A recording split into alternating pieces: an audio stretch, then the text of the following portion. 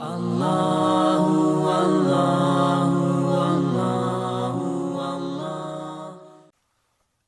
سبا کی آیت نمبر 31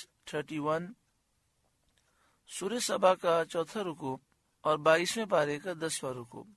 اللہ رب العالمین نے ارشاد فرمایا وقال الذین کفروا، اور کافر بولے لن نؤمن بهذا القرآن، ہم ہرگز نہ ایمان لائیں گے اس قرآن پر، ولا بالذی بین یدیہ، اور نہ ان کتابوں پر جو اس سے آگے تھیں۔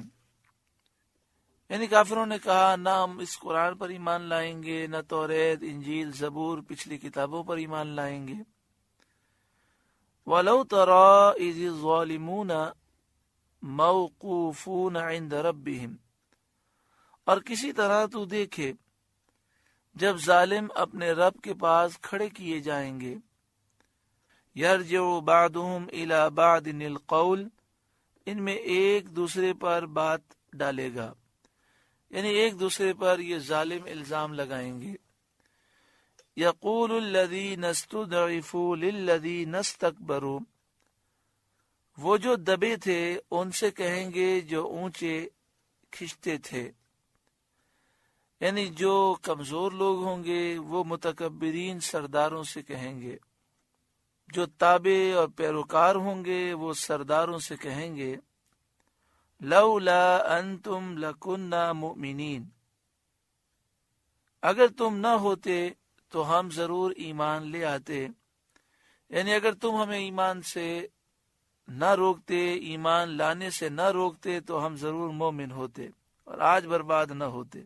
قال الذین استکبروا للذین استضعفوا، وہ جو اونچے کھنچتے تھے ان سے کہیں گے جو دبے ہوئے تھے، یعنی متکبرین سردار کہیں گے کمزوروں سے جو ان کی پیروی کرتے تھے انحن صددناکم عن الہدی، کیا ہم نے تمہیں روک دیا ہدایت سے، بعد اذ جاءکم، بعد اس کے کہ تمہارے پاس آئی، بل کنتم مجرمین، بلکہ تم خود مجرم تھے۔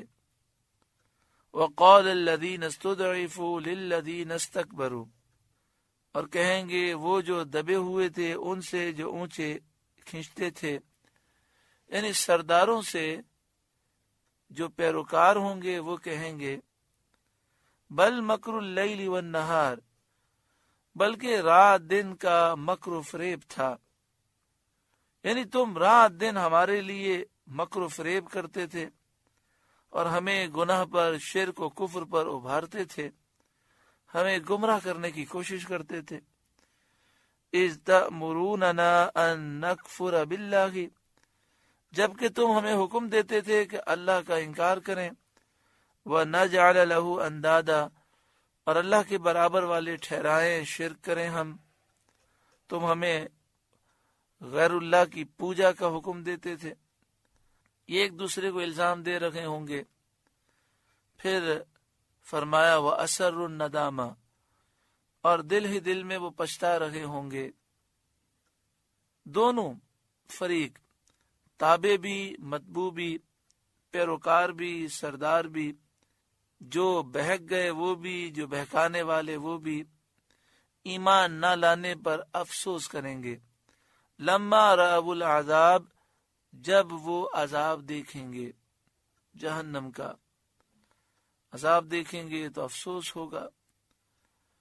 اس میں نصیحت یہ ہے کہ لوگوں کی وجہ سے اپنی آخرت کے معاملات مت بگاڑو، یہ دنیا بہت مختصر ہے، اس بات کی فکر رکھو کہ اللہ کے حضور حاضر ہونا ہے، کسی کی خاطر اپنے آپ کو جہنم میں مت ڈالو۔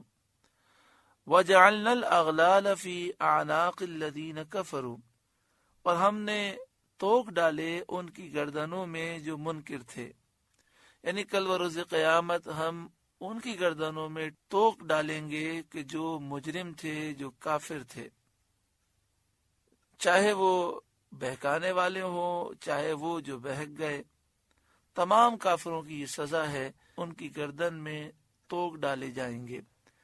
هل یجزون الا ما كانوا يعملون، وہ کیا بدلہ پائیں گے مگر وہی جو کچھ کرتے تھے، یعنی دنیا میں جو انہوں نے کفر کیا، گناہ کیے، اسی کا وہ بدلہ پائیں گے۔ وما ارسلنا فی قریۃ من نذیر الا قال مترفوها، اور ہم نے جب کبھی کسی شہر میں کوئی ڈر سنانے والا بھیجا، وہاں کے مالداروں نے یہی کہا، سرداروں نے یہی کہا، جو غرور و تکبر کرنے والے تھے انہوں نے یہی کہا، انا بما ارسلتم به کافرون، کہ تم جو لے کر بھیجے گئے ہم اس کے منکر ہیں۔ اس میں سید عالم صلی اللہ علیہ وسلم کی تسکین خاطر فرمائی گئی کہ آپ ان کفار کی تکذیب اور انکار سے رنجیدہ نہ ہوں۔ کفار کا انبیاء علیہ السلام کے ساتھ یہی دستور رہا ہے، اور مالدار لوگ اسی طرح اپنے مال اور اولاد کے غرور میں انبیاء کی تکذیب کرتے رہے ہیں۔ دو شخص شریک تجارت تھے، ان میں سے ایک ملک شام کو گیا اور ایک مکہ مکرمہ میں تھا۔ جب نبی کریم صلی اللہ علیہ وآلہ وسلم نے اعلان نبوت فرمایا اور وہ شخص جو ملک شام میں تھا اس نے حضور صلی اللہ علیہ وسلم کی خبر سنی، تو اس نے اپنے شریک تجارت کو خط لکھا مکے میں، یعنی شام سے مکہ شریف اس نے خط بھیجا اور اس سے حضور صلی اللہ علیہ وسلم کا مفصل حال پوچھا۔ اس شریک نے جواب میں لکھا کہ محمد مصطفیٰ صلی اللہ علیہ وسلم نے اپنی نبوت کا اعلان تو کیا ہے، لیکن سوائے چھوٹے درجے کے حقیر، کمتر، غریب لوگوں کے اور کسی نے ان کا اتباع نہیں کیا۔ جب یہ خط اس کے پاس پہنچا تو وہ اپنے تجارتی کام چھوڑ کر مکہ مکرمہ آیا، اور آتے ہی اپنے شریک سے اس نے کہا کہ مجھے سید عالم محمد مصطفیٰ صلی اللہ علیہ وسلم کا پتہ بتاؤ، اور معلوم کر کے حضور صلی اللہ علیہ وسلم کی خدمت میں حاضر ہوا اور عرض کیا کہ آپ دنیا کو کیا دعوت دیتے ہیں اور ہم سے کیا چاہتے ہیں؟ فرمایا بت پرستی چھوڑ کر ایک اللہ کی عبادت کرنا میں یہ چاہتا ہوں۔ آپ نے اسے احکام اسلام بتائے، یہ باتیں اس کے دل میں اثر کر گئیں۔ وہ شخص جو ملک شام سے آیا تھا وہ پچھلی کتابوں کا عالم تھا، کہنے لگا میں گواہی دیتا ہوں کہ آپ بے شک اللہ تعالیٰ کے رسول ہیں۔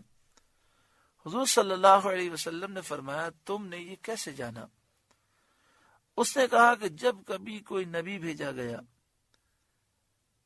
تو پہلے چھوٹے درجے کے غریب لوگ ہی اس کے تابع ہوئے، غریبوں نے ہی نبیوں کی پہلے پیروی کی۔